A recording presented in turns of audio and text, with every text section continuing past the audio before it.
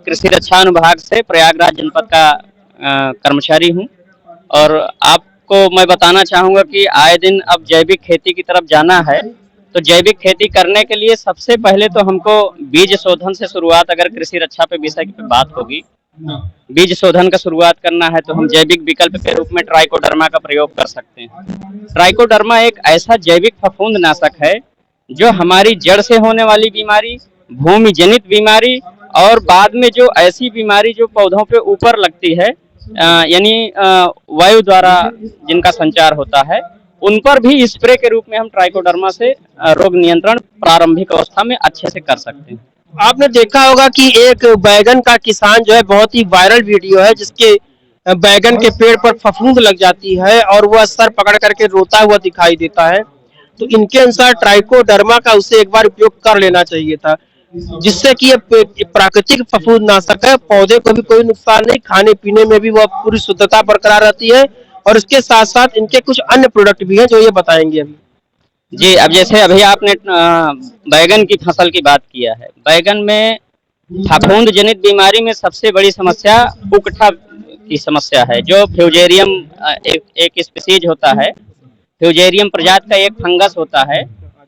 तो वो क्या करता है कि वो जड़ में उकठा यानी मुरझान की बीमारी को मतलब पैदा कर देता है। उसके लिए अगर हमारी जो नर्सरी है उसका रोपाई से पहले ट्रीटमेंट ट्राइकोडर्मा के घोल में कर दिया जाए तो उकठा लगने का चांस कम हो जाता है, क्योंकि वो जमीन से सीधे जैसे ही जड़ संपर्क में आती है वो जमीन में रहने वाला फंगस है और तुरंत वो इन्फेक्शन कर देता है और धीरे धीरे अपनी ग्रोथ करता रहता है। जब अपने फेवरेबल मौसम पाता है तो पौधे को पूरी तरह से वो नष्ट कर देता है। ऐसी स्थिति में हमारा ट्राइकोडर्मा बहुत उपयोगी सिद्ध होगा।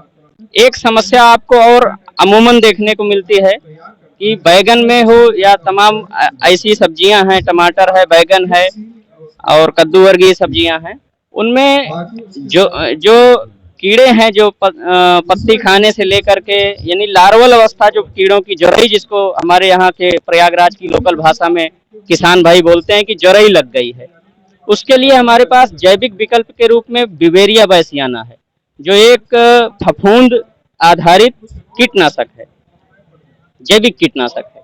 उसका उपयोग अगर हम लोग शुरुआती अवस्था में भूमि शोधन के रूप में कर लेते हैं तो तमाम ऐसे कीड़ों की अवस्थाएं, जैसे प्यूपा की अवस्था, कैप्सूल अवस्था जिसको बोलते हैं वो, और अंडे की अवस्था, ये दो अवस्थाएं हमारी जमीन में या आसपास के जो फसल के अवशेष हैं उस पर वो बनी रहती है।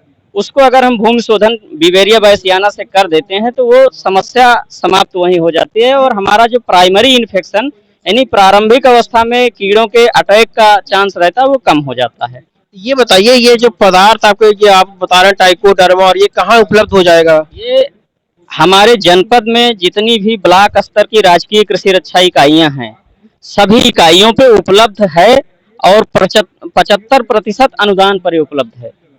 अनुदान लेने के लिए किसान को क्या करना होगा? किसान भाई जो पंजीकृत किसान है वो उसी ब्लॉक के निवासी होने चाहिए और वो अपना आधार और पासबुक की छाया प्रति लेकर के जाएंगे और ट्राइकोडर्मा या बिवेरिया या जो भी हमारे यहाँ से उपलब्ध रसायन हैं उनको जब क्रय करते हैं तो उसमें कुछ रसायन जो जैविक हैं वो 75% अनुदान पर, जो भूमि शोधक रसायन हैं वो 75% अनुदान पर, इसके अलावा जो हमारे यहाँ सामान्य केमिकल के विकल्प हैं वो 50% अनुदान पर किसानों को उपलब्ध रहते हैं।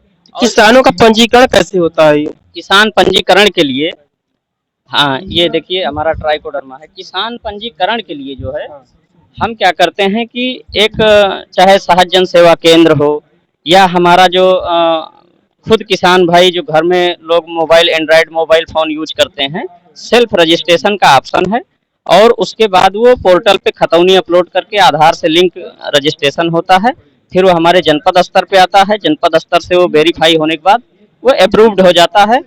तो एक ये अब थोड़ा सा लंबी प्रक्रिया हो गई, 15-20 दिन समय इसमें लगता है, लेकिन पहले क्या था कि बहुत आसानी से हो जाता था। अब हमारा किसान भाई जो वंचित रह गया है वो पहले ऑनलाइन कर दे, खतौनी अपलोड कर दे, उसके बाद वो हमारे जनपद स्तर के कार्यालय से अप्रूव्ड होने के बाद वो पंजीकृत किसान हो जाता है और भविष्य में अनुदान का लाभ लेने के लिए वो पात्र हो जाता है। हम हैं छोटे लाल यादव, कृषि रक्षा प्रभारी। तो हमारे साथ जो ये हैं बेहद विद्वान व्यक्ति प्रतीत हो रहे हैं, छोटे लाल यादव जी। भैया कृषि रक्षा विभाग में कार्य करते हैं और इनके पास जानकारी का ऐसा अद्भुत भंडार है कि अगर आप प्रयागराज जनपद में रह रहे हैं तो जरूर से जरूर इनकी सेवाओं का लाभ उठाइए। और उन्होंने पंजीकरण की विधि भी किसानों को बताई है और इनके अनुसार 75% का अनुदान भी ये तुरंत ही तत्काल दे देते हैं अगर आप पंजीकृत किसान हैं। पंजीकरण करने के लिए भी इन्होंने बताया और इसके साथ ये भी जान लीजिए 75% लेस में रहता है ये। दूसरी वापस जाता है। ये जो भी आप चीजें लेते हैं वो 75% आपके खाते में रिटर्न हो, जैसा कि छोटे लाल यादव जी ने बताया है। बेहद विद्वान, बेहद सरल और बेहद विनम्र प्रकृति के व्यक्ति हैं ये। यदि कोई प्रयागराज का किसान इसको देख रहा है तो जरूर से जरूर इनसे संपर्क करे और ये इनकी अपील भी है, इसको भी जरूर से जरूर सुनिए। जी बिल्कुल, हमारी ये अपील रहेगी कि हमारे जो प्रयागराज जनपद के कृषक भाई हैं वो अपने संबंधित ब्लॉक में राजकीय कृषि रक्षा इकाई से सारे रसायन का क्रय करें। इस समय बहुत सारे विकल्प जो आप मार्केट में जाते हैं और लेते हैं बिना किसी जानकारी के वो दे देते हैं और आप अनाप शनाप मतलब डोज में उसको प्रयोग कर रहे हैं। उससे बेहतर है हमारी राजकीय कृषि रक्षा इकाई पर जाएं और वहां पे आपको उचित सलाह के साथ उचित रसायन आपको रिकमेंड किया जाएगा। पहले तो हम लोग जैविक विकल्प की तरफ बात करेंगे, अगर उससे हमारा समाधान नहीं हो रहा है तो हम जो भी उचित रसायन है, जो सुरक्षित रसायन है, उनके प्रयोग के बारे में आपको सलाह देंगे और हम आपको देंगे।